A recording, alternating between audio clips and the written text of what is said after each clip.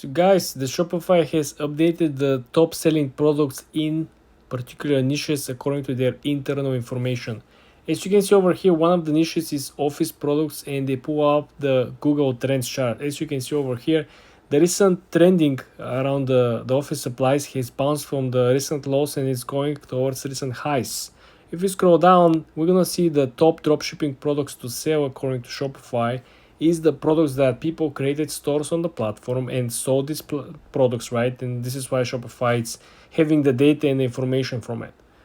As you can see over here, we have a printer paper, we have notepads, we have a heavy duty packaging tape, we have ink cartridges, we have file folders, gel pens, bubble wrap.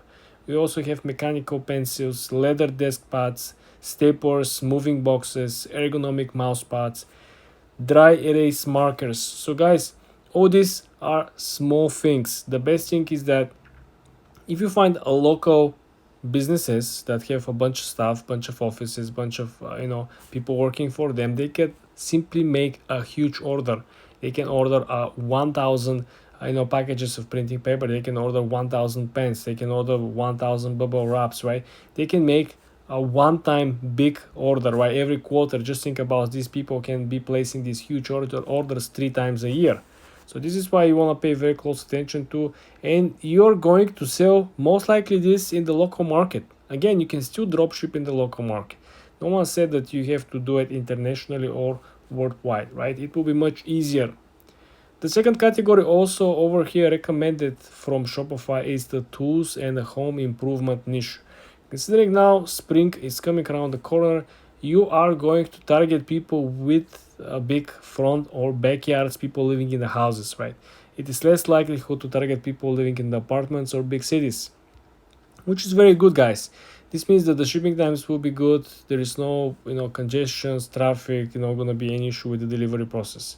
Let's see the list of the home improvement niche and what you should probably consider selling. So we're having outdoor smart plugs, we have a video doorbells, motion sensors, magnetic screen doors, extension cords, shelves, shoe storage, patio umbrella lights, lawn chairs. There are some items over here that you can actually sell inside your place. If you live in the city, you can actually sell the video doorbells. I can see you can sell the motion sensors. You can do that as well. You can actually place some of these on your car as well. Also, you can sell shelves, especially if you just move in, live in a small space, right? You want to make sure that you store your clothes or your shoes in a smart way. Also, majority of these, like we saw, are for outdoor. We saw the lawn chairs, right? We saw the camping gear, drill brush power scrubber, silicone drain protectors, folding step ladder, solar outdoor lights. It's good. I think you have some chances if you really want to target the local market in the city. There are options for it as well. The next niche is very, very particular. I think there's a pretty saturated market, but once in a while there are new products that are coming with the new models of the phones, the new iPhone, the new Samsung phone, their new screen protectors, their new phone accessories. So let's see what kind of accessories are currently hot and recommended from Shopify. According to Shopify, we have to pay attention to the ring lights, to USB-C power adapters, considering the new iPhone with a new charger again, and the new USB-C port, right? Screen protectors with the new phone again. There is a new screen protector coming.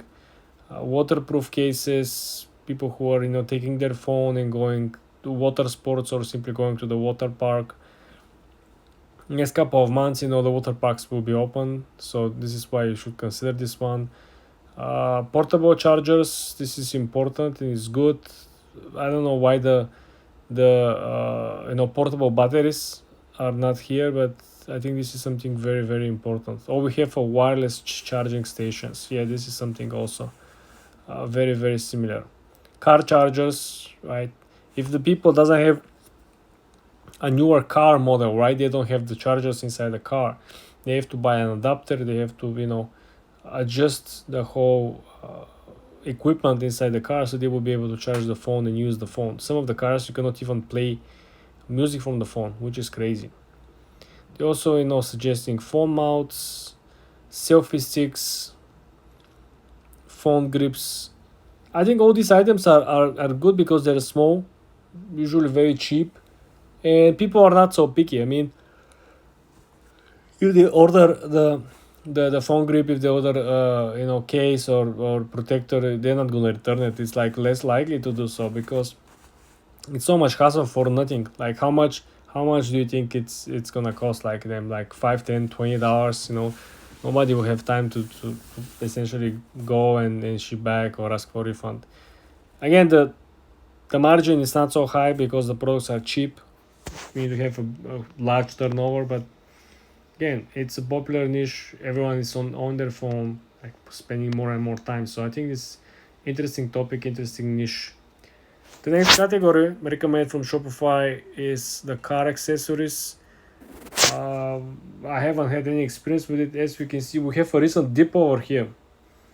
I would say major dip at the end of 2023. The car market fell dramatically. The used car market fell dramatically. The car parts fell dramatically, with the probably highest level of inflation contribute to this.